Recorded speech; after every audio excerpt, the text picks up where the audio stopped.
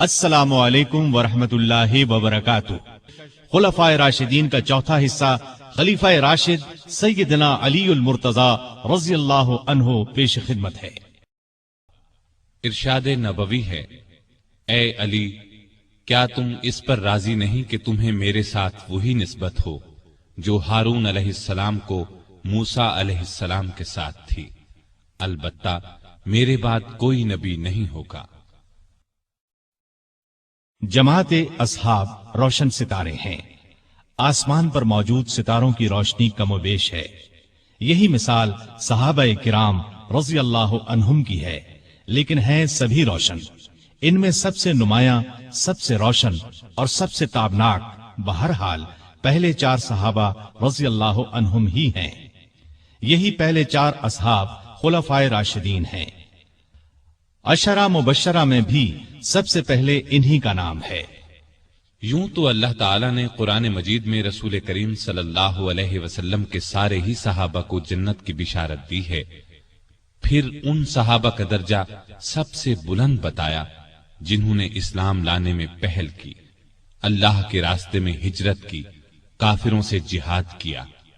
سیدنا علی رضی اللہ عنہ ایسے ہی صحابہ میں شامل ہیں۔ انہیں یہ عزت بھی حاصل ہے کہ وہ بدری صحابی ہیں۔ اللہ تعالیٰ نے بدری صحابہ کی سب خطائیں معاف کر دی۔ علی بیعت رضوان کرنے والوں میں بھی شامل تھے کہ جن کو اللہ تعالیٰ نے واضح الفاظ میں اپنے راضی ہونے کی خوشخبری دی ہے، پھر انہیں شہادت بھی نصیب ہوئی۔ مسلمانوں کا ایمان ہے کہ راہ حق میں شہید جنتی ہیں۔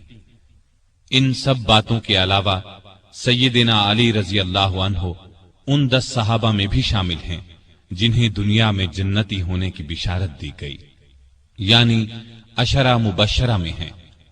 ان تمام خصوصیات کے علاوہ آپ کی ایک خصوصیت یہ بھی ہے کہ نبی صلی اللہ علیہ وسلم نے اپنی پیاری بیٹی سیدہ فاطمہ رضی اللہ عنہا آپ کے نکاح میں دی۔ اس جلیل القدر ہستی کی زندگی کے اوراق آپ کے سامنے رکھتے ہیں۔ سیدنا علی بن ابی طالب رضی اللہ عنہ 6 صدی عیسوی کے آخری سال یعنی 600 عیسوی میں یا 601 عیسوی میں مکے میں پیدا ہوئے۔ اس وقت رسول کریم صلی اللہ علیہ وسلم کی عمر 30 سال کے قریب تھی، گویا علی رضی اللہ عنہ آپ سے 30 سال چھوٹے تھے۔ ہجری سن سیدنا علی کی پیدائش کے قریباً 23 سال بعد شروع ہوا، مطلب یہ کہ آپ نے ہجرت سے 23 سال پہلے اس دنیا میں آنکھ کھولی۔ والدہ نے نام اسد یا حیدر رکھا، لیکن والد نے علی نام رکھا، پھر اسی نام پر دونوں کا اتفاق ہو گیا، البتہ حیدر ان کا لقب ہو گیا۔ آپ کی کنیتیں ابو الحسن اور ابو تراب تھیں۔ ابو تراب کی کنیت نبی کریم صلی اللہ علیہ وسلم نے عطا فرمائی۔ آپ کے لقب اسد، مرتضی اور حیدر ہیں۔ سیدنا علی رضی اللہ عنہ رسول کریم صلی اللہ علیہ وسلم کے سگے چچا ابو طالب کے بیٹے تھے۔ ان کا خاندان وہی تھا جو آپ کا تھا، اور یہ قبیلہ قریش کا سب سے زیادہ عزت والا گھرانہ تھا۔ یہ گھرانہ بنو ہاشم کہلاتا تھا۔ گویا نبی کریم صلی اللہ علیہ وسلم بھی ہاشمی تھے اور سیدنا علی بھی ہاشمی تھے۔ سیدنا علی کے والد کا نام تو عبد مناف تھا، لیکن وہ اپنی کنیت ابو طالب سے مشہور تھے۔ رسول کریم صلی اللہ علیہ وسلم کے والد جناب عبداللہ ان کے سگے بھائی تھے۔ ان کا نسب اس طرح ہے: ابو طالب بیٹے تھے عبد المطلب کے، عبد المطلب بیٹے تھے ہاشم کے، ہاشم بیٹے تھے عبد مناف کے، اور عبد مناف بیٹے تھے قصی کے۔ ابو طالب مکے کے بزرگ اور سردار تھے، رسول اللہ صلی اللہ علیہ وسلم پر جان چھڑکتے تھے، آپ کو اپنی اولاد سے بھی زیادہ چاہتے تھے۔ آپ 25 سال کی عمر تک ابو طالب کے ساتھ ہی رہے، پھر ان کی اجازت سے مکے کی ایک نیک خاتون سیدہ خدیجہ رضی اللہ عنہا سے شادی کر لی اور الگ رہنے لگے۔ آپ نے نبوت کا اعلان کیا تو قریش جان کے دشمن بن گئے، لیکن یہ ابو طالب ہی تھے جو آپ کی حمایت میں اٹھ کھڑے ہوئے، ہر طرح سے آپ کا ساتھ دیا۔ علی رضی اللہ عنہ کی والدہ کا نام فاطمہ رضی اللہ عنہا تھا، وہ بھی ہاشمی تھیں۔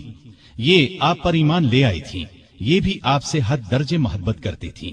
انہوں نے ہجرت بھی کی اور ہجرت کے 4 یا 5 سال بعد وفات پائی۔ سیدنا علی کوئی 5 برس کے تھے کہ ملک میں قحط پڑ گیا۔ ابو طالب پر ایک بڑے کنبے کا بوجھ تھا، اس لیے آپ صلی اللہ علیہ وسلم نے ان سے علی کو مانگ لیا۔ اس وقت سے سیدنا علی آپ کے ساتھ رہنے لگے۔ سیدہ خدیجہ رضی اللہ عنہا نے ان کی پرورش اور تربیت میں آپ کا برابر ساتھ دیا۔ نبی کریم صلی اللہ علیہ وسلم نے نبوت کا اعلان فرمایا تو اس وقت سیدنا علی کی عمر قریباً 10 برس تھی۔ رسول اللہ صلی اللہ علیہ وسلم کی دعوت پر انہوں نے فوراً اسلام قبول کر لیا۔ اس طرح بچوں میں سب سے پہلے انہی کو اسلام کی دولت نصیب ہوئی۔ اب وہ بھی آپ کے ساتھ نماز پڑھنے لگے۔ ایک دن ان کے والد ابو طالب نے انہیں آپ کے ساتھ نماز پڑھتے دیکھا تو پوچھا، بیٹا یہ دین کیا ہے جس پر تم چل رہے ہو؟ انہوں نے فوراً جواب دیا، ابا جان میں اللہ اور اس کے رسول پر ایمان لے آیا ہوں، ان کی تصدیق کر چکا ہوں اور یہ میں نے ان کے ساتھ نماز پڑھی ہے۔ اس پر ابو طالب نے کہا، محمد تمہیں بھلائی کے سوا کسی چیز کی طرف نہیں بلائیں گے، تم ان کے ساتھ لگے رہو۔ سیدنا علی رضی اللہ عنہ بچپن ہی سے نیک تھے، بتوں سے نفرت کرتے تھے۔ رسول اللہ صلی اللہ علیہ وسلم کی تربیت نے انہیں علم کا سمندر بنا دیا۔ لڑکپن ہی میں لکھنا پڑھنا سیکھ لیا۔ اس زمانے میں یہ بہت بڑی خوبی کی بات تھی۔ اسی زمانے میں انہوں نے ہتھیار چلانے اور دشمن سے لڑنے کا ڈھنگ بھی سیکھ لیا۔ جوان ہونے تک انہوں نے سپاہ گری کے اصول اور قاعدے پوری طرح سیکھ لیے۔ کشتی میں تو کوئی ان سے جیت نہیں سکتا تھا۔ والد کی وفات کے بعد صرف 3 برس مکے میں رہے۔ رسول کریم صلی اللہ علیہ وسلم نے جب ہجرت کی تو سیدنا علی کو اپنے بستر پر سلایا۔ لوگوں کی جو امانتیں آپ کے پاس تھیں وہ سب آپ نے علی کے حوالے کی اور فرمایا، یہ امانتیں ان کے مالکوں کو سونپ کر مدینے آ جانا۔ کافروں نے اس وقت آپ کے گھر کو گھیر رکھا تھا۔ آپ صلی اللہ علیہ وسلم رات کے وقت گھر سے نکلے تو اللہ تعالیٰ نے کافروں کی آنکھوں پر پردے ڈال دیے اور وہ آپ کو نہ دیکھ سکے۔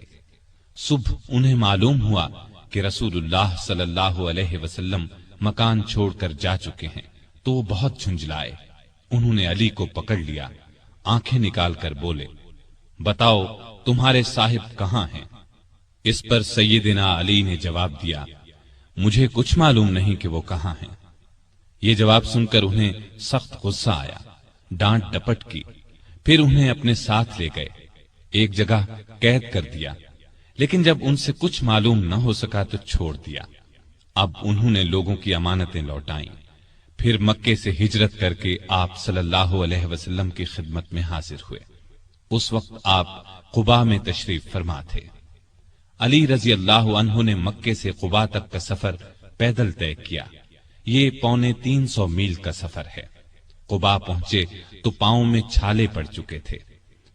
پھر آپ رضی اللہ عنہ نبی صلی اللہ علیہ وسلم کے ساتھ مدینے آ گئے۔ ہجرت کے بعد سیدنا علی رضی اللہ عنہ نے 35 برس سے کچھ زیادہ مدت مدینے میں گزاری۔ یہ ان کی مدنی زندگی کہلائی۔ ہجرت سے کچھ عرصہ بعد نبی صلی اللہ علیہ وسلم نے مسجد نبوی کی تعمیر فرمائی۔ اس تعمیر میں رسول اللہ صلی اللہ علیہ وسلم اور دوسرے صحابہ نے بھی حصہ لیا۔ وہ اینٹیں اور گارا ڈھوتے وقت اشعار پڑھتے جن کا مطلب ہے، جو مسجد تعمیر کرتا ہے کھڑے ہو کر اور بیٹھ کر مشقت برداشت کرتا ہے، اور جو گرد و غبار اور مٹی سے بچنے کے لیے اس سے جی چراتا ہے، وہ دونوں برابر نہیں ہو سکتے۔ مسجد کے ساتھ رسول اللہ صلی اللہ علیہ وسلم کے رہنے کے لیے چند حجرے بھی تعمیر ہوئے۔ سیدنا علی رضی اللہ عنہ بھی یہیں آ گئے۔ ہجرت کے بعد آپ نے بھائی چارہ کرایا تو علی کو اپنا بھائی بنایا۔ ہجرت کے دوسرے سال آپ نے اپنی پیاری بیٹی سیدہ فاطمہ رضی اللہ تعالی عنہا کی شادی علی سے کر دی۔ اس وقت سیدنا علی کے پاس ایک زرہ اور ایک گھوڑے کے سوا کچھ نہیں تھا۔ انہوں نے یہ زرہ سیدنا عثمان کے ہاتھ 480 درہم میں فروخت کر دی۔ سیدنا عثمان رضی اللہ عنہ نے یہ رقم انہیں دے دی اور زرہ بھی یہ کہہ کر لوٹا دی کہ یہ میری طرف سے تحفہ ہے۔ اس رقم سے انہوں نے شادی کا سامان خریدا اور گھر کی ضرورت کے لیے بھی رقم بچائی۔ نبی کریم صلی اللہ علیہ وسلم نے صحابہ کو جمع فرمایا، ان کے سامنے نکاح پڑھایا۔ رخصتی چند ماہ بعد ہوئی۔ زرہ کی قیمت میں سے جو رقم بچی تھی اس سے سیدنا علی نے ولیمے کی دعوت کا انتظام کیا۔ اس دعوت میں کھجوریں، جو کی روٹی، پنیر اور ایک خاص قسم کا شوربہ تھا۔ نبی کریم صلی اللہ علیہ وسلم نے رخصتی کے وقت اپنی بیٹی کو یہ چیزیں دی: ایک چارپائی، ایک بستر، چمڑے کا ایک تکیا جس میں کھجور کی چھال بھری ہوئی تھی، پانی کا ایک مشکیزہ، مٹی کے 2 گھڑے، اناج پیسنے کی ایک چکی، مٹی کا ایک پیالہ اور 2 چادریں۔ سیدہ فاطمہ جب اپنے خاوند کے ساتھ ان کے گھر چلی گئیں تو نبی کریم صلی اللہ علیہ وسلم وہاں تشریف لائے۔ پہلے دروازے پر کھڑے ہو کر اجازت مانگی، پھر اندر داخل ہوئے۔ ایک برتن میں پانی منگوایا، دونوں ہاتھ اس پانی میں ڈالے، ہاتھوں سے پانی ان دونوں پر چھڑکا، پھر فرمایا: اے فاطمہ، میں نے تمہاری شادی اپنے خاندان کے بہترین شخص سے کی ہے۔ اسی سال رمضان 2 ہجری میں بدر کی لڑائی پیش آئی۔ شادی کے بعد سیدنا علی رضی اللہ عنہ سیدہ فاطمہ رضی اللہ عنہا کا بہت خیال رکھتے تھے، وہ بھی ان کی بہت عزت کرتی تھیں۔ دونوں نے گھر کے کام آپس میں بانٹ لیے تھے۔ ایک روز آپ صلی اللہ علیہ وسلم ان کے گھر تشریف لائے تو علی گھر میں نہیں تھے۔ سیدہ فاطمہ سے پوچھا تو انہوں نے فرمایا کہ میرا ان سے کچھ جھگڑا ہو گیا تھا، غصے میں گھر سے باہر چلے گئے ہیں۔ آپ نے ان کے بارے میں پتہ کرایا تو وہ مسجد میں سو رہے تھے۔ آپ مسجد میں تشریف لے گئے، وہ واقعی وہاں سو رہے تھے۔ چادر پہلو سے سرک گئی تھی اور مٹی ان کے جسم سے لگ گئی تھی۔ آپ مٹی پوچھنے لگے اور فرمایا: ابو تراب اٹھو، ابو تراب اٹھو۔ اس روز سے آپ کا لقب ابو تراب مشہور ہو گیا۔ تراب مٹی کو کہتے ہیں، یعنی مٹی والا۔ کوئی انہیں ابو تراب کہتا تو بہت خوش ہوتے۔ انہیں دنیا کے سامان اور مال و دولت سے بالکل پیار نہیں تھا۔ ان کی زندگی فقیرانہ تھی، محنت مزدوری کر کے روزی کماتے تھے، روکھی سوکھی کھا کر گزارا کرتے تھے۔ لڑائی کے میدان میں جاتے تو فرمایا کرتے تھے: لڑائی کے میدان میں مجھے پرواہ نہیں ہوتی کہ موت میری طرف آ رہی ہے یا میں موت کی طرف بڑھ رہا ہوں۔ اسی دلیری کی وجہ سے آپ رضی اللہ عنہ اسد اللہ کے لقب سے مشہور ہوئے۔ بدر کی لڑائی میں سیدنا علی بھی شریک ہوئے۔ ان کے ہاتھ میں ایک جھنڈا تھا۔ دونوں لشکر آمنے سامنے ہوئے تو کافروں کے لشکر سے عتبہ، شیبہ اور ولید میدان میں نکلے اور مسلمانوں کو مقابلے کے لیے للکارا۔ مسلمانوں کی طرف سے بھی 3 انصاری جوان، عوف، معوذ اور عبداللہ بن رواحہ رضی اللہ عنہم میدان میں آ گئے، لیکن ان تینوں کو دیکھ کر کافروں نے ان سے لڑنا اپنی شان کے خلاف سمجھا۔ عتبہ نے پکار کر کہا: اے محمد، یہ لوگ ہمارے جوڑ کے نہیں ہیں، ہماری قوم کے لوگوں کو ہمارے مقابلے پر بھیجو۔ اس پر رسول اللہ صلی اللہ علیہ وسلم نے سیدنا علی، سیدنا حمزہ اور سیدنا عبیدہ بن حارث رضی اللہ عنہم کو حکم دیا کہ آگے بڑھ کر ان کا مقابلہ کریں۔ تینوں بہادر فوراً آگے بڑھے۔ اس وقت سیدنا علی رضی اللہ عنہ نے سر پر سفید صوف کا ترہ لگا رکھا تھا۔ ان کا سامنا ولید سے ہوا، سیدنا حمزہ کا عتبہ سے اور سیدنا عبیدہ کا شیبہ سے ہوا۔ ولید اور عتبہ دونوں سیدنا علی اور سیدنا حمزہ کے ہاتھوں مارے گئے، لیکن عبیدہ شیبہ کے ہاتھوں زخمی ہوئے۔ علی شیبہ پر جھپٹے اور ایک ہی وار میں اس کا کام تمام کر دیا۔ زخمی عبیدہ کو میدان سے اٹھا لائے۔ اس کے بعد عام لڑائی شروع ہوئی۔ سیدنا علی اس قدر پرجوش انداز میں لڑے کہ جس طرف نکل گئے کافروں کی صفیں کاٹ کر رکھ دی۔ دوسرے مسلمان بھی بہت بہادری سے لڑے اور کافروں کو شکست دی۔ ان کے بڑے بڑے سردار اس لڑائی میں مارے گئے، یہاں تک کہ ابو جہل بھی جہنم رسید ہوا۔ اگلے سال احد کی لڑائی ہوئی۔ اس لڑائی کی ابتدا میں کافروں کی طرف سے طلحہ بن ابی طلحہ میدان میں نکلا اور پکارا: کوئی ہے جو میرے مقابلے میں آئے؟ یہ سن کر سیدنا علی دوڑ کر اس کے مقابلے میں آ گئے اور ایک ہی وار میں اسے ڈھیر کر دیا۔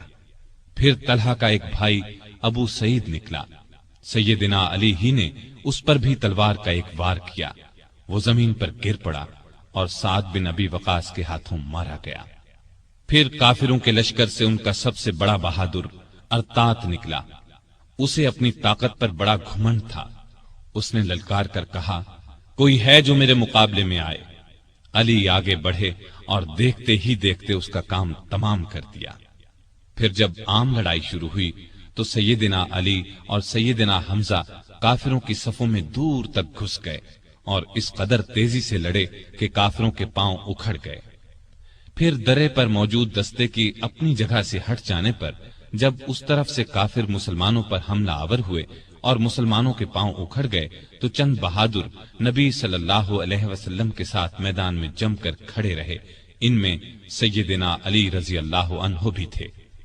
کافروں نے آپ پر تیروں کی بچھاڑ کر دی، بار بار آپ پر حملہ کیا، لیکن ان صحابہ نے انہیں ہر بار پیچھے ہٹا دیا۔ آخر مسلمان پھر سے جمع ہوئے اور کافروں کو مار بھگایا۔ اس لڑائی میں آپ صلی اللہ علیہ وسلم کے چچا سیدنا حمزہ بھی شہید ہوئے۔ اس روز سیدنا علی رضی اللہ عنہ کے ہاتھوں کئی کافر مارے گئے۔ اس مہم کے شروع ہونے سے آخر تک سیدنا علی رضی اللہ عنہ آپ صلی اللہ علیہ وسلم کے ساتھ رہے۔ غزوہ خندق میں عرب کے نامی بہادر عبد ود نے جب خندق پار کر لی تو سیدنا علی رضی اللہ عنہ اس کے مقابلے میں آئے۔ وہ بہت بہادر سمجھا جاتا تھا، اس کے بارے میں خیال کیا جاتا تھا کہ وہ 1000 سواروں کے برابر ہے۔ اس لیے آپ صلی اللہ علیہ وسلم نے علی رضی اللہ عنہ سے فرمایا، علی تم بیٹھ جاؤ، اور فرمایا یہ عبد ود ہے۔ اس نے پھر للکارا، سیدنا علی پھر اٹھ کر آگے بڑھے، آپ نے اس بار بھی بٹھا دیا۔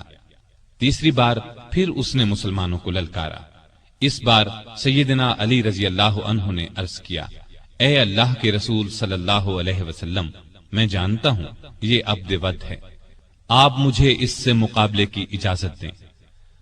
اب آپ صلی اللہ علیہ وسلم نے اجازت دے دی۔ اپنی تلوار حضرت علی رضی اللہ عنہ کو عنایت فرمائی، اپنے پاک ہاتھوں سے ان کے سر پر پگڑی باندھی۔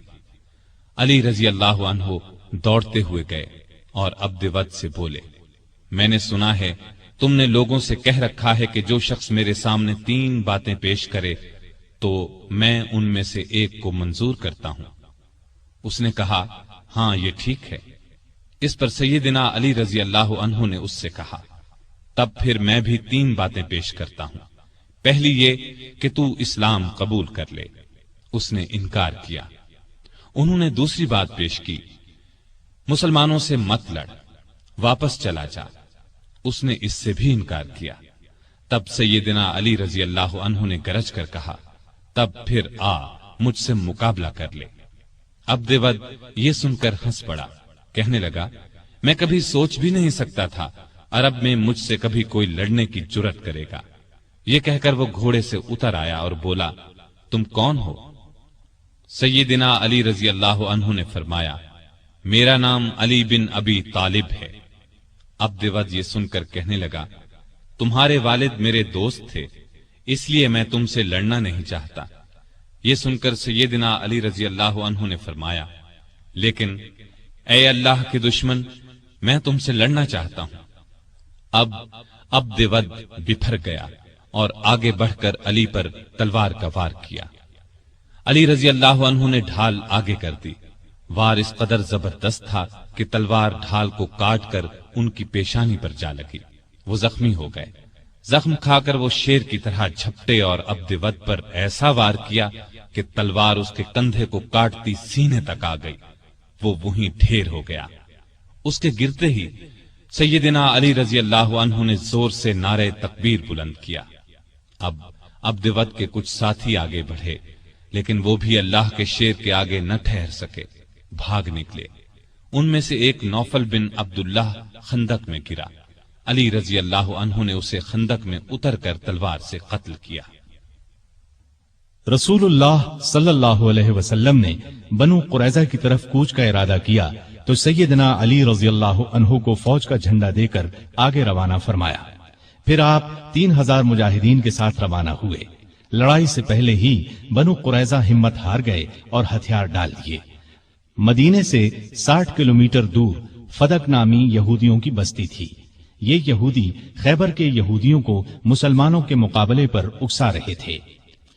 آپ صلی اللہ علیہ وسلم نے سیدنا علی کو 200 سوار دے کر ان کی طرف روانہ فرمایا۔ مسلمانوں نے ان لوگوں کو شکست دی، وہ بھاگ نکلے۔ مسلمانوں کے ہاتھ 500 اونٹ اور 2000 بکریاں لگی، وہ ان کو ہانک کر مدینے لے آئے۔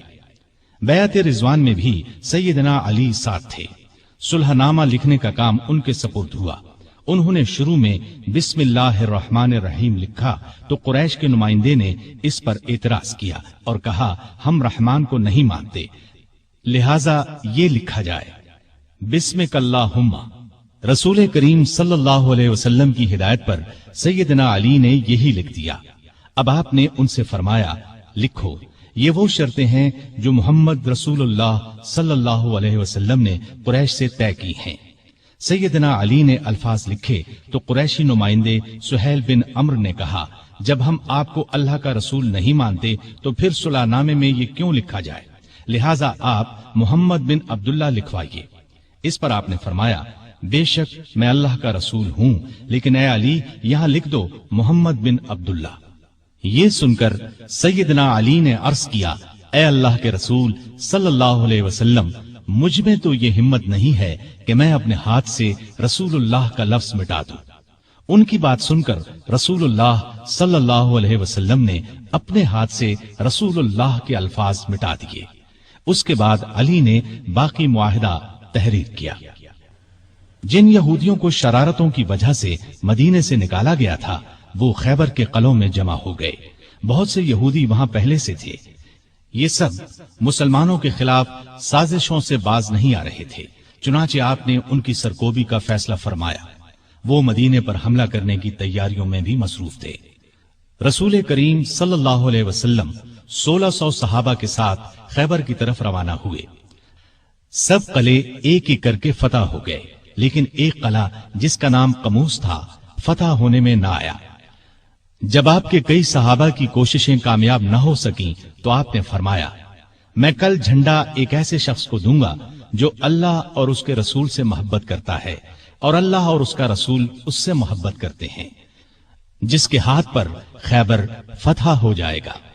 دوسرے دن جب تمام صحابہ اس جھنڈے کے منتظر تھے کیونکہ وہ سب اللہ اور اس کے رسول سے محبت کرتے تھے، رسول اللہ صلی اللہ علیہ وسلم نے پوچھا علی کہاں ہیں؟ بتایا گیا ان کی آنکھیں دکھتی ہیں۔ آپ نے انہیں بلایا، آنکھوں میں اپنا لعاب لگایا، وہ اسی وقت ٹھیک ہو گئیں۔ آپ نے انہیں جھنڈا دے کر قموس کی طرف روانہ فرمایا۔ اس قلعے کا حاکم مرحب تھا، یہودیوں کے نامی گرامی بہادروں میں سے ایک۔ سیدنا علی قموس کے سامنے پہنچے تو مرحب زرہ لگا کر اکڑتا ہوا باہر نکلا۔ سیدنا علی کو مقابل دیکھا اور بولا کیا مسلمانوں کی فوج میں تم سے بہتر کوئی آدمی نہیں؟ خیبر جانتا ہے کہ میں مرحب ہوں، ہتھیار بند، بہادر، تجربے کار اور لڑائی کے بھڑکتے شعلوں کا مقابلہ کرنے والا۔ سیدنا علی نے اس کے جواب میں فرمایا میں وہ شخص ہوں کہ میری ماں نے میرا نام حیدر رکھا، جنگل کے شیر کی طرح ہیبت ناک اور بہادر، میں دشمن کو آنکھ جھپکنے میں ختم کر دیتا ہوں۔ مرحب نے آگے بڑھ کر تلوار کا وار کیا، سیدنا علی تیزی سے ایک طرف ہو گئے، پھر انہوں نے مرحب پر ایسا بھرپور وار کیا کہ ان کی تلوار اس کے خود کو کاٹ کر کھوپڑی میں اتر گئی۔ پھر فوج کو لے کر آگے بڑھے، قلعے کا دروازہ توڑ کر اندر گھس گئے۔ اس طرح قموس بھی فتح ہو گیا، سارے خیبر پر مسلمانوں کا قبضہ ہو گیا۔ واپس لوٹے تو آپ صلی اللہ علیہ وسلم نے ان کی پیشانی کو چوم لیا، فرمایا اللہ تجھ سے راضی ہوا اور میں بھی۔ سیدنا علی یہ سن کر رونے لگے، یہ رونا خوشی کا تھا۔ اس موقع پر کچھ لوگ جو حبشہ میں رہ گئے تھے لوٹ آئے، ان میں سیدنا علی کے بھائی جعفر بن ابی طالب رضی اللہ عنہ بھی تھے۔ ان کے آنے کی بھی سب کو بہت خوشی تھی۔ کئی سال کے بچھڑے بھائی ایک دوسرے سے ملے تو آنکھوں سے آنسو بہ نکلے۔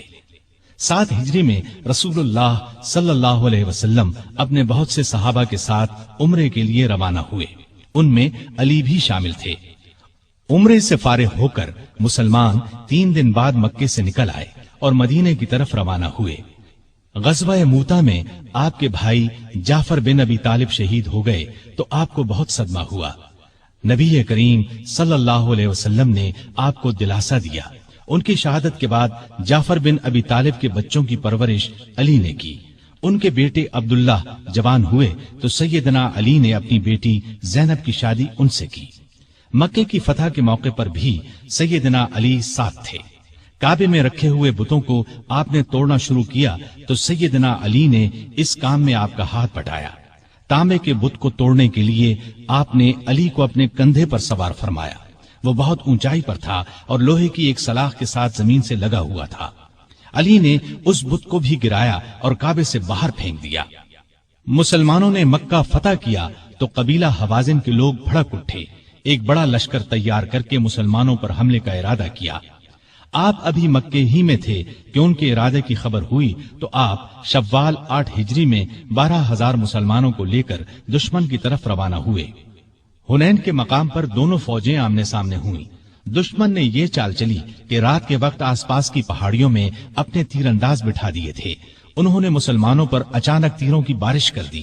اسلامی فوج میں مکے کے 2,000 ایسے لوگ بھی تھے جو کچھ ہی دن پہلے اسلام لائے تھے۔ وہ تیروں کی بوچھاڑ سے گھبرا کر پیچھے ہٹے۔ اس طرح ساری فوج بے ترتیب ہو گئی۔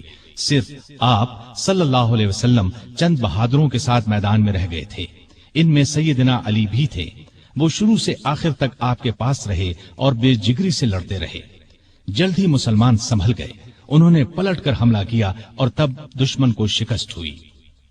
9 ہجری میں آپ صلی اللہ علیہ وسلم نے سیدنا علی کو 150 سوار دے کر یمن کے قبیلہ بنو طے کی طرف روانہ کیا۔ وہ لوگ مسلمانوں کی آمد کی خبر سن کر بھاگ گئے۔ علی رضی اللہ عنہ نے بنو طے کا بت خانہ گرا دیا، بت توڑ ڈالے۔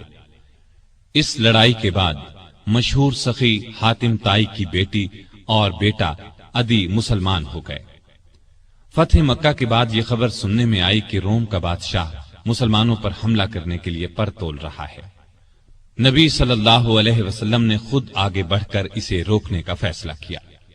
آپ صلی اللہ علیہ وسلم نے اس موقع پر سیدنا علی کو اپنا قائم مقام بنایا اور خود 30,000 فوج لے کر روانہ ہوئے۔ بعض منافقین نے علی کو تانا دیا کہ وہ جنگ سے بچنے کے لیے نہیں گئے۔ اس پر انہیں رنج ہوا، ہتھیار لگا کر روانہ ہوئے، لشکر تک پہنچ گئے۔ نبی صلی اللہ علیہ وسلم نے ان سے آنے کی وجہ پوچھی تو عرض کیا، اے اللہ کے رسول صلی اللہ علیہ وسلم، میں نے شروع سے لے کر آج تک اللہ کی راہ میں لڑنے سے قدم پیچھے نہیں ہٹائے، لیکن معلوم نہیں اس مرتبہ مجھے جہاد میں شریک کرنے کی بجائے مدینے میں کیوں چھوڑ دیا گیا۔ یہ سن کر نبی صلی اللہ علیہ وسلم نے ارشاد فرمایا، اے علی، کیا تم اس بات سے راضی نہیں کہ تمہارا میرے ساتھ وہی تعلق ہو جو موسیٰ علیہ السلام کا ہارون علیہ السلام سے تھا، سوائے اس کے کہ میرے بعد کوئی نبی نہیں ہوگا۔ مطلب یہ تھا کہ جس طرح موسیٰ علیہ السلام کوہ طور پر جاتے وقت ہارون علیہ السلام کو اپنا قائم مقام بنا گئے تھے، اسی طرح میں نے تمہیں اپنا قائم مقام بنایا تھا۔ لیکن ہارون علیہ السلام نبی بھی تھے، جبکہ تم نبی نہیں ہو سکتے، اس لیے کہ میرے بعد کوئی نبی نہیں آئے گا۔ آپ کا یہ ارشاد سن کر سیدنا علی خوش ہو گئے اور مدینے واپس ہو کر آپ صلی اللہ علیہ وسلم کی قائم مقامی کا فریضہ انجام دیتے رہے، یہاں تک کہ آپ تبوک سے واپس تشریف لے آئے۔ مکہ کی فتح کے بعد نبی صلی اللہ علیہ وسلم نے سیدنا خالد بن ولید کو حکم دیا کہ وہ یمن جا کر قبیلہ ہمدان کو اسلام کی دعوت دیں۔ وہ گئے، بہت کوشش کی، لیکن انہوں نے اسلام قبول نہ کیا۔ اب آپ صلی اللہ علیہ وسلم نے سیدنا علی کو بھیجا۔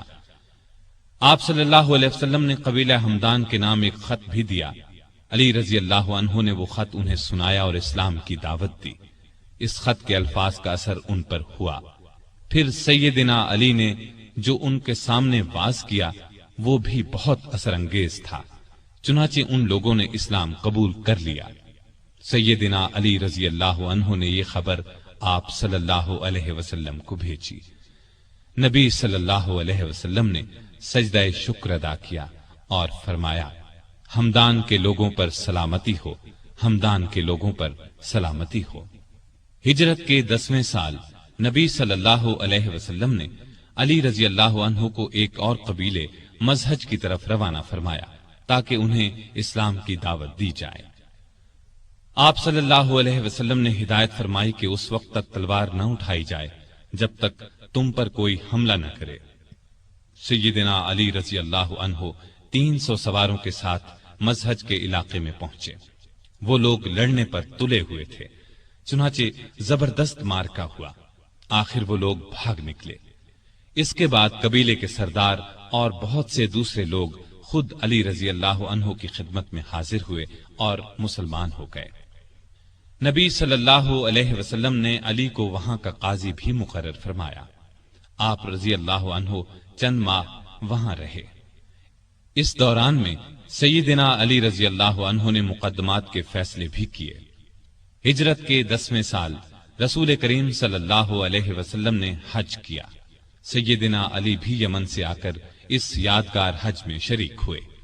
انہوں نے رسول اللہ صلی اللہ علیہ وسلم کے حکم پر قربانی کے اونٹوں کا گوشت تقسیم کیا۔ حج سے واپس آنے کے کچھ ہی عرصے بعد نبی صلی اللہ علیہ وسلم بیمار ہوئے۔ ہجرت کے 11ویں سال آپ صلی اللہ علیہ وسلم اس دنیا سے تشریف لے گئے۔ یہ صدمہ علی رضی اللہ عنہ کی زندگی کا سب سے بڑا صدمہ تھا۔ انہوں نے عباس رضی اللہ عنہ، ان کے 2 بیٹوں قسم اور فضل رضی اللہ عنہم اور ایک انصاری صحابی کے ساتھ مل کر آپ صلی اللہ علیہ وسلم کو غسل دیا۔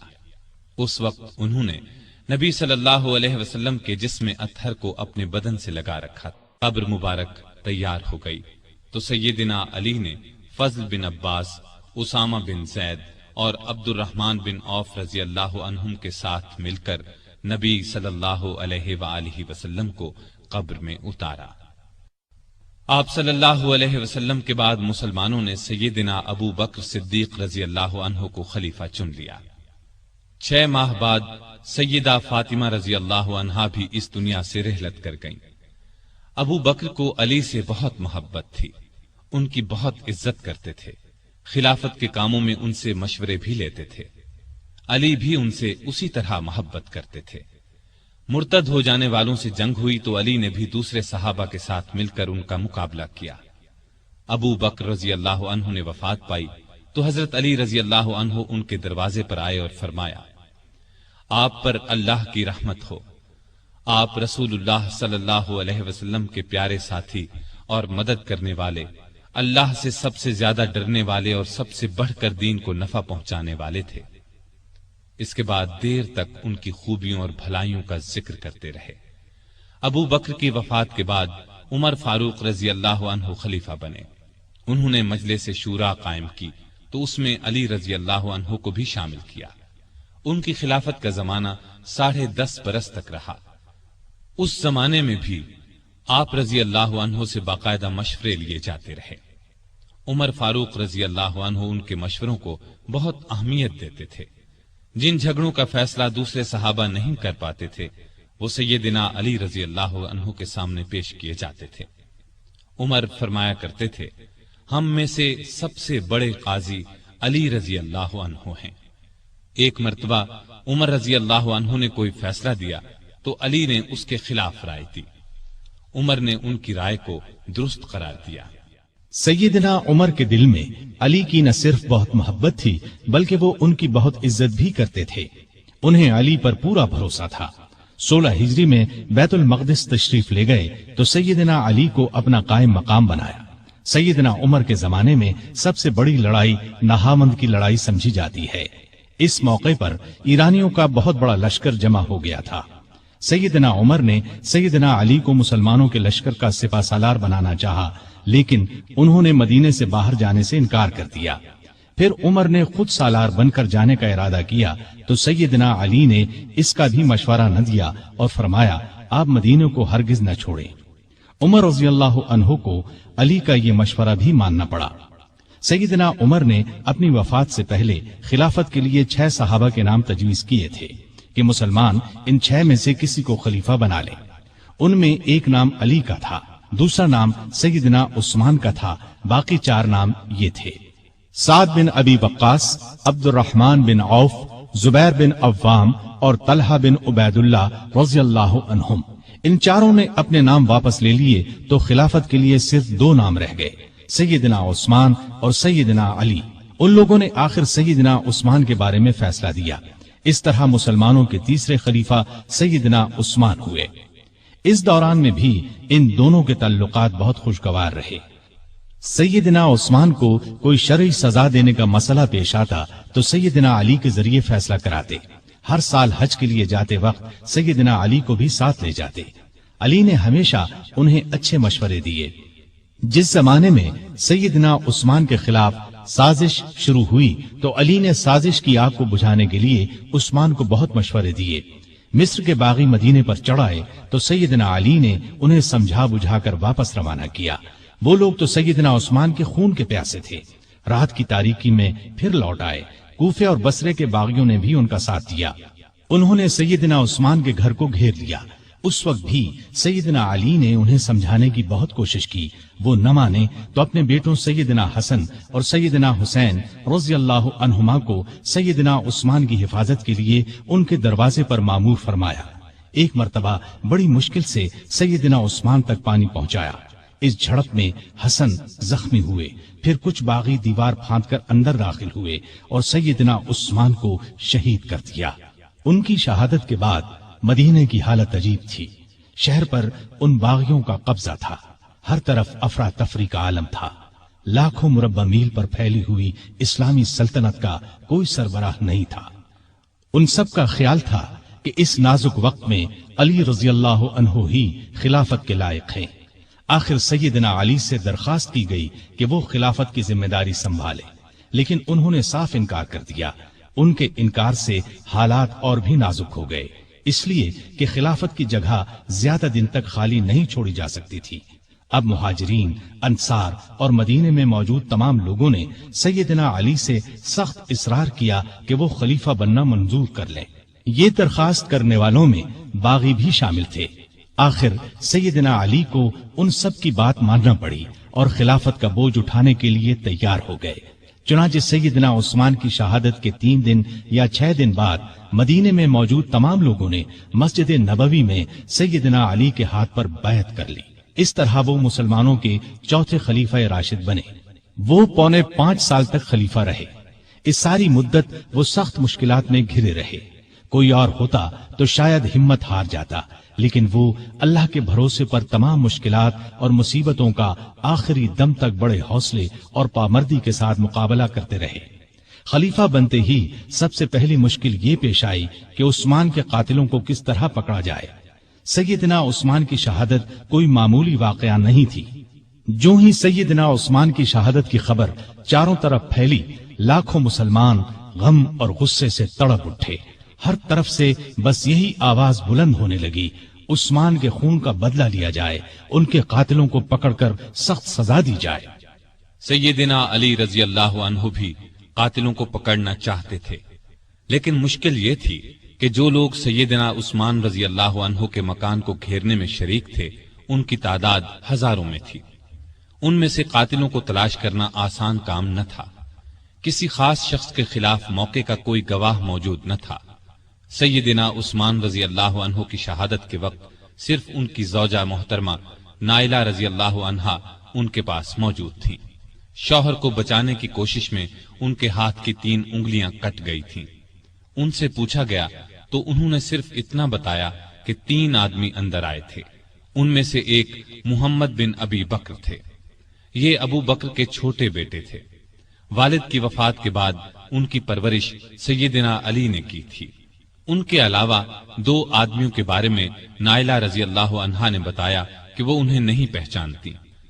علی رضی اللہ عنہ نے محمد بن ابی بکر کو پکڑ کر پوچھا تو انہوں نے کہا، میں مکان میں داخل ضرور ہوا تھا، لیکن جب عثمان رضی اللہ عنہ نے مجھ سے فرمایا کہ بھتیجے تمہارے والد زندہ ہوتے تو انہیں تمہاری یہ حرکت پسند نہ آتی، تو میں شرمندہ ہو کر پیچھے ہٹ گیا اور باہر نکل گیا۔ نائلہ رضی اللہ عنہا نے بھی محمد بن ابی بکر کی بات کی تصدیق کی۔ غرض اس طرح اصل قاتلوں کا پتہ نہ چل سکا اور سیدنا علی رضی اللہ عنہ کوئی کاروائی نہ کر سکے۔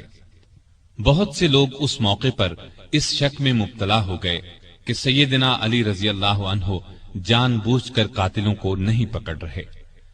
اس شک کی ایک وجہ یہ تھی کہ سارے باغی علی رضی اللہ عنہ کی بیعت کر چکے تھے اور بہت سے تو ان کی فوج میں شامل ہو گئے تھے۔ اس وقت کے حالات یہ اجازت نہیں دیتے تھے کہ ان سب کو چن چن کر فوج سے نکال دیا جائے۔ اسلام کا قانون بھی یہ اجازت نہیں دیتا کہ گواہی کے بغیر کسی کو قاتل ٹھہرایا جائے۔ تاہم اکثر لوگ سیدنا علی کی مشکلات سے پوری طرح آگاہ تھے۔ علی سے یہ بات ثابت ہے کہ قسم اٹھا کر فرماتے تھے کہ میں عثمان کی شہادت سے بالکل بری ہوں۔ اس زمانے میں آپ نے یہ قدم اٹھایا کہ سیدنا عثمان کے گورنروں کو ہٹا کر ان سب کی جگہ نئے گورنر مقرر فرمائے۔ نئے گورنر اپنے اپنے صوبے اور علاقے میں پہنچ گئے۔ پرانے گورنروں نے ان کے لیے جگہ چھوڑ دی۔ امیر معاویہ رضی اللہ عنہ نے گورنری سے دستبردار ہونے سے انکار کر دیا۔ ان کی جگہ سیدنا علی نے سہل بن حنیف کو شام کا گورنر مقرر فرمایا تھا۔ یہ جب شام کی سرحد پر پہنچے تو امیر معاویہ رضی اللہ عنہ کی فوج نے انہیں واپس جانے پر مجبور کر دیا، اور سیدنا معاویہ نے ان کے ذریعے سیدنا علی رضی اللہ عنہ کو یہ پیغام پہنچایا: جب تک عثمان کے قاتلوں کو نہیں پکڑا جائے گا وہ گورنری سے دستبردار نہیں ہوں گے۔ گویا سیدنا علی کے راستے میں سب سے پہلی یہ رکاوٹ پیش آئی۔ ابھی وہ اس کی طرف پوری طرح توجہ نہیں دے سکے تھے کہ ایک اور مشکل پیش آ گئی۔ سیدنا عثمان کی شہادت سے پہلے امت کی ماں سیدہ عائشہ رضی اللہ عنہا حج کے لیے مکہ گئی تھی۔ حج کے بعد مکے سے واپس آ رہی تھی کہ راستے میں ان کے ایک قریبی رشتہ دار ملے۔ انہوں نے بتایا کہ سیدنا عثمان شہید کر دیے گئے ہیں اور لوگوں نے سیدنا علی کے ہاتھ پر بیعت کر لی ہے، لیکن مدینے میں ابھی تک فتنہ اور فساد پھیلا ہوا ہے۔ یہ خبر سن کر وہ مکے کی طرف واپس پلٹ گئیں۔ اتنے میں مدینے سے سیدنا طلحہ اور سیدنا زبیر بھی ان کے پاس پہنچ گئے۔ یہ دونوں بہت اونچے مرتبے کے بزرگ تھے، عشرہ مبشرہ میں سے تھے۔ انہوں نے بھی یہی بتایا کہ مدینے کے لوگ فسادیوں کے ہاتھوں پریشان ہیں، نہ تو وہ اپنی حفاظت کر سکتے ہیں اور نہ ان میں سیدنا عثمان کے خون کا بدلہ لینے کی طاقت ہے۔ مکے کے لوگوں نے ام المومنین عائشہ رضی اللہ عنہا سے واپسی کا سبب پوچھا تو انہوں نے فرمایا: عثمان مظلوم شہید کر دیے گئے اور فتنہ دبتا ہوا نظر نہیں آتا ہے، اس لیے تم فتنے کو دور کرنے اور شہید خلیفہ کے قاتلوں سے بدلہ لینے کے لیے تیار ہو جاؤ۔ اسی طرح اسلام کی عزت بچائی جا سکتی ہے۔ اس پر ہزارہا مسلمان سیدہ عائشہ، زبیر اور طلحہ کے ساتھ ہو لیے۔ اس لشکر نے بصرہ پہنچ کر اس پر قبضہ کر لیا۔ جب سیدنا علی کو خبر ملی تو وہ بھی اپنا لشکر لے کر بصرہ کے قریب پہنچ گئے اور صلح کی کوشش شروع کر دی۔ دوسری طرف سیدہ عائشہ نے اپنے آنے کی وجہ بیان فرمائی، علی نے اپنی مجبوری اور مشکلات بیان فرمائی۔ دونوں نے ایک دوسرے کی بات کو اچھی طرح سمجھ لیا اور قریب تھا کہ صلح ہو جاتی، لیکن بدقسمتی سے دونوں طرف کی فوجوں میں کچھ بدنیت منافق لوگ شامل تھے۔ انہیں اپنا فائدہ اس میں نظر آ رہا تھا کہ صلح نہ ہو، لہٰذا انہوں نے رات ہی کو جنگ چھیڑ دی۔ علی یہ سمجھے کہ عائشہ نے جنگ شروع کر دی، عائشہ یہ سمجھی کہ علی نے جنگ شروع کر دی ہے۔ اس طرح دونوں فوجوں میں جنگ شروع ہو گئی۔ دونوں فوجوں میں سخت لڑائی ہوئی۔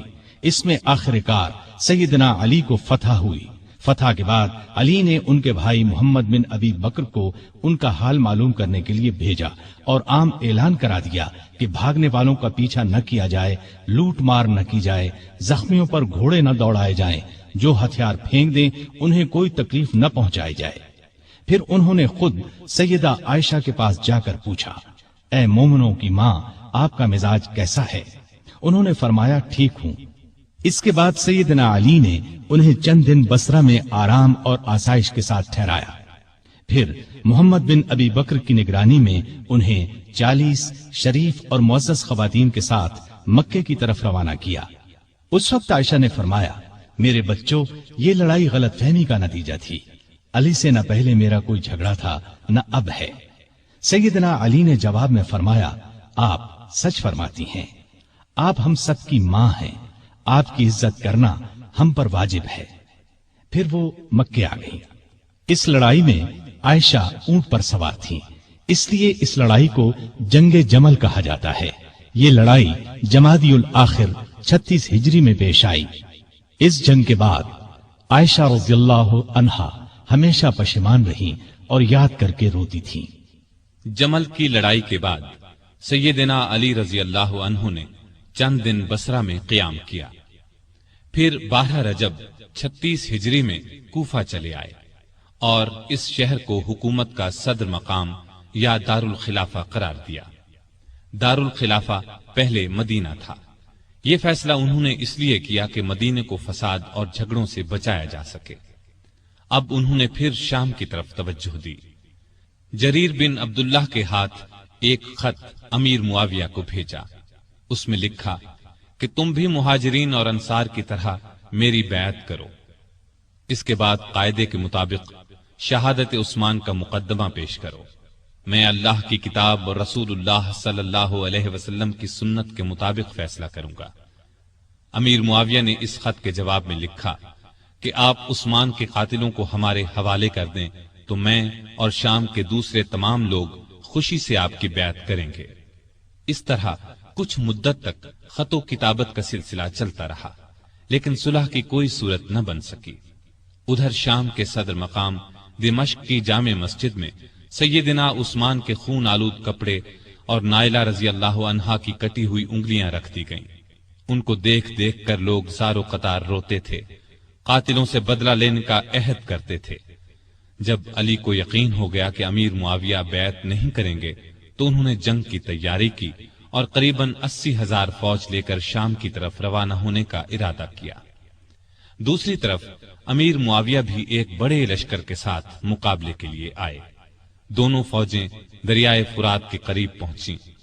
شامی فوجوں نے گھاٹ پر قبضہ کر کے پانی پر پہرے بٹھا دیے، لیکن دوسرے دن سیدنا علی رضی اللہ عنہ کی فوج نے شامیوں پر حملہ کر کے انہیں پیچھے دھکیل دیا اور گھاٹ پر قبضہ کر کے سب کے لیے پانی عام کر دیا۔ اب دونوں فوجوں نے صفین کے مقام پر ایک دوسرے کے سامنے مورچے قائم کر لیے۔ یہ مقام شہر حلب کے جنوب مشرق اور شہر ہمس کے شمال مغرب میں دریائے فرات کے کنارے پر تھا۔ 3 مہینے 20 دن تک دونوں فوجیں آمنے سامنے پڑی رہیں۔ اس دوران میں دونوں فریق بات چیت کے ذریعے مسئلہ حل کرنے کی بھرپور کوشش کرتے رہے، لیکن افسوس کسی فیصلے پر نہ پہنچ سکے۔ چھوٹی چھوٹی جھڑپیں ہوتی رہیں۔ عام لڑائی محرم 37 ہجری تک شروع نہ ہو سکی۔ آخر سفر میں دونوں فوجوں میں جنگ شروع ہوئی۔ یہ جنگ کئی دن تک جاری رہی۔ دونوں طرف مسلمانوں کا خون بہتا رہا۔ منافق اور فسادی لوگ اس موقع سے خوب فائدہ اٹھاتے رہے۔ انہی لوگوں کی وجہ سے صلح کی کوششیں ناکام ہوتی رہیں۔ پھر ایک دن علی رضی اللہ عنہ کی فوج نے اتنا زبردست دباؤ ڈالا کہ شامی فوج کے پاؤں اکھڑنے لگے۔ اتنے میں شامی فوج کا ایک دستہ قرآن کو نیزوں پر اٹھا کر آگے بڑھا اور پکار کر کہا، یہ دیکھو ہمارے اور تمہارے درمیان اللہ کی کتاب ہے۔ علی رضی اللہ عنہ کی فوج نے قرآن دیکھ کر ہاتھ روک لیے۔ لڑائی بند ہو گئی۔ اس کے بعد پھر بات چیت شروع ہو گئی۔ آخر طے پایا کہ خلافت کا فیصلہ 2 ثالثوں کے سپرد کر دیا جائے۔ وہ آپس میں مل کر جو فیصلہ کریں گے ان کا فیصلہ سب کو قبول ہوگا۔ ایک ثالث سیدنا علی رضی اللہ عنہ مقرر کریں، دوسرا ثالث امیر معاویہ رضی اللہ عنہ مقرر کریں گے۔ چنانچہ سیدنا علی کی طرف سے ابو موسیٰ اشعری رضی اللہ عنہ مقرر ہوئے اور امیر معاویہ کی طرف سے عمرو بن عاص رضی اللہ عنہ۔ ان سے کہا گیا کہ وہ رمضان کے مہینے تک فیصلہ کر دیں۔ اس کے بعد سیدنا امیر معاویہ رضی اللہ عنہ اپنی فوج کے ساتھ دمشق چلے گئے۔ سیدنا علی کوفے کی طرف روانہ ہوئے۔ اس موقع پر ان کی فوج 2 حصوں میں بٹ گئی۔ ایک حصہ ثالث مقرر کرنے کا حامی تھا، جبکہ دوسرا کہتا تھا کہ قرآن کو چھوڑ کر انسانوں کو حکم یا فیصلہ کرنے والا بنانا گناہ ہے۔ دونوں گروہ آپس میں جھگڑتے رہتے تھے اور بات بات پر تلواریں نکال لیتے تھے۔ علی رضی اللہ عنہ بڑی مشکل سے انہیں کوفہ تک لائے، لیکن 12,000 آدمی جو ثالثوں سے فیصلہ کرانے کے خلاف تھے فوج سے الگ ہو کر ہرورا کے مقام پر چلے گئے۔ ان لوگوں کو خارجی کہا گیا۔ دونوں ثالثوں نے جو فیصلہ دیا وہ ایک دوسرے سے مختلف تھا۔ سیدنا ابو موسیٰ اشعری کا فیصلہ یہ تھا کہ علی اور امیر معاویہ میں سے کسی کو خلیفہ مقرر نہ کیا جائے، انہیں چھوڑ کر مسلمان جسے چاہیں خلیفہ بنا لیں۔ سیدنا عمرو بن عاص کا فیصلہ یہ تھا کہ ابو موسیٰ اشعری نے علی کو خلافت سے الگ کر دیا ہے، میں ان کی جگہ معاویہ کو خلیفہ مقرر کرتا ہوں۔ اس پر ہر طرف شور مچ گیا۔ سیدنا علی کے حامیوں نے یہ فیصلہ ماننے سے انکار کر دیا۔ اب پھر سیدنا علی فوج لے کر دمشق کی طرف بڑھنا چاہتے تھے کہ خارجیوں نے ہر طرف فساد مچا دیا۔ انہوں نے جتھے بنا کر لوگوں کو لوٹنا شروع کر دیا۔ آخر علی رضی اللہ عنہ پہلے ان کی طرف بڑھے۔ نہروان کے مقام پر شدید جنگ ہوئی، 4000 خارجی مارے گئے۔ اس طرح خارجیوں کا زور ٹوٹ گیا، لیکن ان کی ٹولیاں آئے دن فتنہ برپا کرتی رہتی تھیں۔ دوسری طرف سیدنا امیر معاویہ نے عمرو بن عاص کو فوج دے کر مصر پر چڑھائی کر دی۔ وہاں علی کی طرف سے محمد بن ابی بکر گورنر تھے۔ انہوں نے شامی فوج سے شکست کھائی اور خود بھی گرفتار ہوئے، پھر قتل کر دیے گئے۔ مصر کے بعد شامی فوج نے حجاز، عراق اور یمن وغیرہ پر حملے شروع کر دیے۔ علی کو ملک کی اندرونی شورشوں کی وجہ سے اسلامی فتوحات کے دائرے کو بڑھانے کا موقع نہ مل سکا۔ پھر بھی 35 ہجری میں انہوں نے بحری راستے سے ہندوستان پر حملے کی اجازت دی۔ چنانچہ اس زمانے میں کوکن بمبئی پر کامیاب حملہ کیا گیا۔ یہ علاقہ اس وقت سندھ میں شامل تھا۔ نہروان کی لڑائی کے بعد سیدنا علی کا ارادہ شام پر حملہ کرنے کا تھا۔ انہوں نے جنگ کی تیاریاں شروع کر دی تھیں، لیکن دوسری طرف خارجیوں نے سازش تیار کی کہ علی، معاویہ اور عمرو بن عاص تینوں کو قتل کر دیا جائے۔ ان کے خیال میں امن اسی صورت میں قائم ہو سکتا تھا۔ چنانچہ اس کام کے لیے 3 آدمی مقرر ہوئے۔ عبد الرحمن بن ملجم نے علی کو، برق بن عبداللہ نے امیر معاویہ کو اور عمرو بن بکر نے عمرو بن عاص کو شہید کرنے کا ذمہ لیا۔ ان بدبختوں نے رمضان 40 ہجری میں ایک ہی روز فجر کی نماز کے وقت ان تینوں بزرگوں پر حملہ کرنے کا فیصلہ کیا۔ مصر کے گورنر عمرو بن عاص اس روز بیمار تھے۔ انہوں نے اس روز خارجہ بن حذافہ کو نماز پڑھانے کے لیے بھیجا، لہذا عمرو بن بکر نے ان کے دھوکے میں خارجہ بن حذافہ کو شہید کر دیا۔ دمشق میں برق بن عبداللہ نے امیر معاویہ پر حملہ اس وقت کیا جب وہ مسجد کے دروازے سے نکل رہے تھے۔ انہیں معمولی زخم آیا۔ کوفے میں عبد الرحمن بن ملجم ملعون سیدنا علی کے راستے میں چھپ کر بیٹھ گیا۔ جب وہ فجر کی نماز کے لیے مسجد کی طرف چلے تو ان پر تلوار کا وار کیا، سر پر شدید زخم آیا۔ ابن ملجم کو گرفتار کر لیا گیا۔ سیدنا علی نے اپنے بیٹوں حسن اور حسین کو بلا کر کچھ نصیحتیں کی اور اپنے قاتل کے بارے میں فرمایا، اسے کھانا کھلاؤ، پانی پلاؤ اور اچھی طرح رکھو۔ اگر میں اس زخم سے مر جاؤں تو اسے قتل کرنا، شریعت کا یہی حکم ہے۔ اس کے ناک اور کان وغیرہ نہ کاٹنا۔ اگر میں بچ گیا تو میری مرضی، چاہے اس سے بدلہ لوں یا معاف کر دوں۔ ابن ملجم کی تلوار زہر آلود تھی، وہ اس زخم سے شہید ہو گئے۔ انا للہ و انا الیہ راجعون۔ یہ رمضان کی 17، 18، 19، 20 یا 21 میں سے کوئی تاریخ تھی۔ ہجرت کا 40واں سال تھا اور ان کی عمر اس وقت 63 سال تھی۔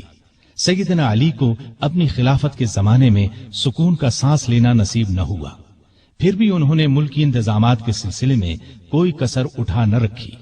مزاج میں حد درجے سادگی تھی، اللہ کا خوف بے پناہ تھا، فقیرانہ زندگی بسر کی، گورنروں اور افسروں کی سخت نگرانی کرتے تھے۔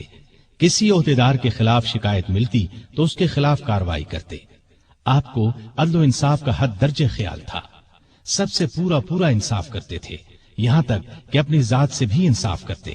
ہر ایک کے لیے ان کا دروازہ ہر وقت کھلا رہتا تھا، بلا روک ٹوک کوئی بھی ان کے پاس آ سکتا تھا۔ رعایت پر بہت مہربان تھے، ان کی بہتری کے لیے جو ہو سکتا تھا کرتے تھے۔ بازاروں میں گشت کرتے تھے، بیت المال میں جو رقم جمع ہوتی تھی کھلے دل کے ساتھ غریبوں، مسکینوں اور دوسرے حقداروں میں تقسیم فرما دیتے۔ غیر مسلموں کے ساتھ بھی اچھا برتاؤ کرتے تھے۔ بصرے کے گورنر عثمان بن حنیف نے کسی امیر آدمی کی دعوت قبول کر لی۔ آپ کو اطلاع ملی تو اسے لکھا، اے ابن حنیف، میں نے سنا ہے کہ بصرے کے ایک دولت مند نے تمہیں بڑی شاندار دعوت دی، تم نے یہ دعوت قبول کر لی اور قسم قسم کے کھانے بڑے اطمینان اور بڑے مزے سے کھائے۔ مجھے تم سے یہ امید نہیں تھی کہ تم اس قسم کی دعوتوں میں شریک ہوا کرو گے جن میں غریبوں کو پوچھا تک نہیں جاتا۔ اپنے حق سے زیادہ بیت المال سے ایک پیسہ بھی لینا حرام سمجھتے تھے۔ ملک کی حفاظت کے لیے چھوٹی بڑی فوجی چھاونیاں قائم کی، کئی مضبوط قلعے بنوائے، دریائے فرات پر ایک پل بنوایا، بعض جگہوں پر مسجدیں بھی بنوائیں۔ عمر بھر کسی نہ کسی صورت دین کی خدمت کرتے رہے۔ کافروں کے خلاف تمام بڑی بڑی لڑائیوں میں رسول اللہ صلی اللہ علیہ وسلم کے ساتھ رہے، ہر لڑائی میں جان ہتھیلی پر رکھ کر لڑے۔ یمن کے ہزاروں لوگوں کو اپنی کوششوں سے مسلمان بنایا۔ ان کو ایک بار اطلاع ملی کہ کچھ لوگ ہیں جو انہیں معبود مانتے ہیں۔ آپ نے ان لوگوں کو پکڑوایا اور سخت سزا دی، البتہ جن لوگوں نے توبہ کی انہیں چھوڑ دیا۔ سیدنا علی رضی اللہ عنہ نے مثالی زندگی بسر کی، تمام زندگی معمولی سے مکان میں رہے، دروازے پر کوئی دربان نہیں ہوتا تھا، شان اور شوکت سے نفرت تھی، کپڑوں میں پیوند لگے ہوتے، پیوند خود ہی لگا لیتے، دکانداروں کو چیک کرتے تھے، اپنا وظیفہ اور دوسری آمدنی خیرات کر دیتے تھے۔ ایک دن اپنے خادم قمبر کو بازار لے گئے، اپنے لیے موٹا جھوٹا کپڑا خریدا، اس کے لیے قیمتی۔ اس نے کہا، میرے لیے ایسے کپڑے کی کیا ضرورت تھی؟ آپ نے فرمایا، بھئی تم جوان ہو، تمہارے لیے اچھا کپڑا ہونا چاہیے، میرا کیا ہے، بوڑھا ہوں، بازار سے سودا خود لاتے۔ زریر نامی شخص نے آپ کے دسترخوان پر سادہ کھانا دیکھ کر کہا، آپ کو پرندوں کا گوشت پسند نہیں؟ آپ نے فرمایا، خلیفہ کو مسلمانوں کے مال میں صرف 2 پیالوں کا حق ہے، ایک خود کھائے یا اپنے بچوں کو کھلائے، دوسرا اللہ کی مخلوق کے سامنے پیش کر دے۔ عید سے چند روز پہلے کسی نے آپ کے کپڑوں میں پیوند دیکھ کر کہا، امیر المومنین، آپ 2 درہم میں ایک نیا جوڑا کیوں نہیں خرید لیتے؟ آپ نے فرمایا، مجھے شرم آتی ہے کہ میں نئے کپڑے پہنوں اور کوفے میں ہزاروں آدمیوں نے پرانے کپڑے پہن رکھے ہوں۔ کہیں سے مال آتا تو تمام کا تمام تقسیم کر دیتے، اس میں سے اپنے لیے کوئی خاص چیز لیتے، نہ رشتہ داروں کو ان کے حصے سے زیادہ دیتے۔ ایک مرتبہ آپ کی زرہ گم ہو گئی، چند دن بعد وہ زرہ ایک یہودی کے پاس نظر آئی۔ آپ نے اس سے کہا، یہ زرہ میری ہے، تمہارے پاس کہاں سے آ گئی؟ اس نے کہا، نہیں، زرہ میری ہے۔ سیدنا علی رضی اللہ عنہ امیر المؤمنین تھے، چاہتے تو اس سے زبردستی لے سکتے تھے، لیکن انہوں نے ایسا نہیں کیا۔ معاملہ کوفے کے قاضی شریح کی عدالت میں لے گئے۔ قاضی صاحب نے آپ کا دعویٰ سنا، یہودی کا جواب سنا، پھر علی سے کہا، اپنے گواہ لائیے۔ انہوں نے فرمایا، میرا بیٹا حسن اور غلام قمبر اس بات کے گواہ ہیں کہ زرہ میری ہے، ان کی گواہی لے لیں۔ قاضی صاحب نے کہا، بیٹے کی باپ کے حق میں اور غلام کی آقا کے حق میں گواہی قبول نہیں کی جا سکتی۔ اس پر سیدنا علی نے فرمایا، عجیب بات ہے، آپ حسن کی گواہی قبول نہیں کرتے، کیا آپ کو معلوم نہیں ہے کہ رسول اللہ صلی اللہ علیہ وسلم نے حسن اور حسین کو جنت کے جوانوں کے سردار فرمایا ہے؟ قاضی صاحب نے کہا، مجھے یہ بات معلوم ہے، لیکن میں حسن کی گواہی نہیں لوں گا۔ اگر کسی کے رتبے کو دیکھ کر فیصلہ دینا ہوتا تو آپ کا یہ فرمانا ہی کافی تھا کہ زرہ میری ہے۔ یہ سن کر علی نے خوش ہو کر فرمایا، مجھے آپ کا فیصلہ منظور ہے، یہ زرہ یہودی کے پاس ہی رہے گی۔ ان کی بات سن کر یہودی پکار اٹھا۔ قاضی صاحب نے جو فیصلہ دیا اور علی نے جس طرح اس فیصلے کو مانا، اس سے مجھے یقین ہو گیا کہ آپ کا دین سچا ہے، یہ زرہ واقعی علی رضی اللہ عنہ کی ہے۔ اس کے ساتھ ہی وہ کلمہ پڑھ کر مسلمان ہو گیا۔ آپ درمیانے قد کے دہرے بدن کے تھے، چہرہ بہت خوبصورت اور باروب رونق والا تھا۔ خیبر کی لڑائی کے موقع پر رسول اللہ صلی اللہ علیہ وسلم نے آپ کو دعا دی تھی، اے اللہ، علی سے گرمی سردی کا اثر دور کر دے۔ اس دعا کا یہ اثر تھا کہ آپ ہر موسم میں ہر طرح کا کپڑا پہن لیتے تھے۔ ضرورت کے وقت آپ محنت مزدوری کر لیتے تھے۔ آپ علم کا سمندر تھے۔ آپ کی علمی باتیں بہت مشہور اور حیرت انگیز ہیں۔ ایک عورت سیدنا علی رضی اللہ عنہ کی خدمت میں حاضر ہوئی۔ اس نے شکایت کی کہ میرا بھائی 600 دینار چھوڑ کر فوت ہوا ہے۔ جب یہ رقم وارثوں میں تقسیم کی گئی تو مجھے صرف 1 دینار دیا گیا کہ تمہارے حصے میں 1 ہی دینار آتا ہے۔ آپ رضی اللہ عنہ نے اس کی شکایت پر غور کیا، پھر بولے شاید تمہارے بھائی نے 1 بیوی، 2 لڑکیاں، 1 ماں، 1 بہن اور 12 بیٹے چھوڑے ہیں۔ عورت نے حیران ہو کر کہا آپ کا اندازہ بالکل درست ہے۔ اس پر سیدنا علی رضی اللہ عنہ نے فرمایا تب تمہارے حصے میں 1 ہی دینار آتا ہے۔ سیدنا علی دن رات کا زیادہ حصہ اللہ کی عبادت میں گزارتے تھے۔ نماز پڑھتے تو اللہ کی ذات کے سوا کسی چیز کا ہوش نہ رہتا۔ صدیق اکبر، فاروق اعظم اور عثمان ذو النورین رضی اللہ عنہم اپنے دور خلافت میں سیدنا علی سے خاص معاملات میں مشورہ کرتے تھے۔ شجاعت سیدنا علی کا خاص وصف تھا۔ اتنے بہادر اور نڈر تھے کہ طاقتور سے طاقتور دشمن کی پرواہ نہیں کرتے تھے۔ تبوک کے علاوہ قریب قریب ہر لڑائی میں وہ شریک رہے۔ انہیں اللہ کا شیر لقب ملا۔ نہتے پر وار نہیں کرتے تھے۔ ایک لڑائی میں اپنے دشمن کو گرا لیا، اسے قتل کرنے لگے تو اس نے ان کے منہ پر تھوک دیا، وہ فوراً اس کے سینے سے اتر آئے، اس کی جان بخش دی۔ کسی نے پوچھا آپ نے اسے کیوں چھوڑ دیا؟ فرمایا میں تو اس سے اللہ کے لیے لڑ رہا تھا، اس نے جو حرکت کی تو اس پر مجھے غصہ آ گیا، اب میں اسے قتل کرتا تو گویا اس قتل میں میرا غصہ بھی شامل ہوتا، اس کا مطلب یہ ہوتا کہ میں نے اسے اپنی ذات کے لیے قتل کیا ہے۔ سیدنا علی کی بہادری کے واقعات ہمیشہ تابندہ رہیں گے۔ ان کو رسول اللہ صلی اللہ علیہ وسلم سے بہت محبت تھی۔ رسول اللہ کو بھی سیدنا علی اور آپ کی اولاد سے بہت محبت تھی۔ سیدنا حسن اور حسین کو رسول کریم صلی اللہ علیہ وسلم اپنے کندھوں پر اٹھاتے اور فرمایا کرتے تھے اے اللہ میں ان دونوں سے محبت کرتا ہوں، جو ان سے محبت کرے تو بھی اس سے محبت کر، اور جو ان سے بغض رکھے تو بھی انہیں مبغوض رکھ۔ سیدہ فاطمہ سے سیدنا علی کے ہاں 3 بیٹے اور 2 بیٹیاں ہوئیں۔ ان کے نام یہ ہیں حسن، حسین، محسن، زینب اور ام کلثوم۔ محسن بچپن میں فوت ہوئے۔ سیدہ فاطمہ کی زندگی میں سیدنا علی نے دوسری شادی نہیں کی۔ ان کی وفات کے بعد کئی شادیاں کی، جن سے 11 لڑکے اور 15 لڑکیاں ہوئیں۔ اس طرح ان کے کل 14 لڑکے اور 17 لڑکیاں ہوئیں۔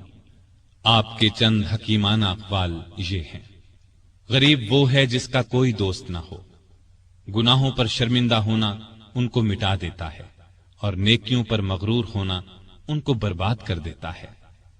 علم مال سے بہتر ہے، اس لیے کہ علم تمہاری حفاظت کرتا ہے، جبکہ مال کی حفاظت تمہیں کرنا پڑتی ہے۔ جو چیز نہ آتی ہو اس کے سیکھنے میں شرم نہ کرو۔ کسی سوال کا جواب نہ آتا ہو تو یہ کہنے میں نہ شرماؤ کہ میں نہیں جانتا۔ سخاوت وہ ہے جو مانگنے سے پہلے ہو۔ معاف کر دینا بہت اچھا انتقام ہے۔ مصیبت میں گھبرانا سب سے بڑی مصیبت ہے۔ لالچ سے کچھ روزی بڑھ نہیں جاتی، لیکن انسان کی قدر گھٹ جاتی ہے۔ بات کہنے والے کو نہ دیکھو بلکہ بات کو دیکھو۔ نیکی کی کوئی قدر کرے نہ کرے، تم نیکی کیے جاؤ۔ سخت ترین گناہ وہ ہے جو کرنے والے کے نزدیک معمولی ہو۔ مصیبتوں کا مقابلہ صبر سے کرو اور نعمتوں کی حفاظت شکر سے کرو۔ اللہ تعالیٰ ان پر اپنی رحمتیں نازل فرمائے۔ آمین۔